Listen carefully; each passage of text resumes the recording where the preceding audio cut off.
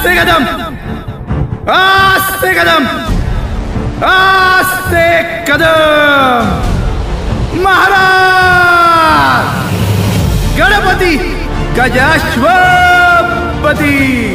भूपति प्रजापति सुवर्ण रत्न श्रीपति अष्टावधान जागृत अष्ट प्रधान वेष्टित न्यायालंकार मंडित शस्त्रास्त्र शास्त्र पारंगत राजनीति धुरंधर प्रौढ़ प्रताप पुरंदर क्षत्रिय कुलावतौर सिंहासनाधीश्वर महाराजाधिराज राजा शिव छत्रपति महाराज की जय।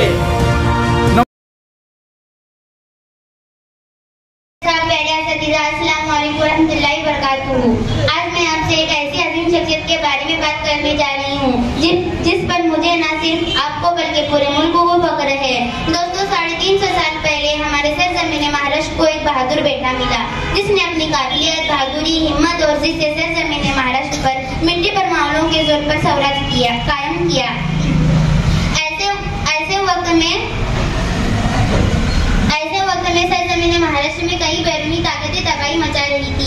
लाखों मराठा फौजी मुगलों के कैद में थे। खवातीन की इज्जत लूट ली गई। कई बीवियां अपने शोहर के हाथों से कत्ल हो रही थी। किसानों का कोई वाली नहीं था।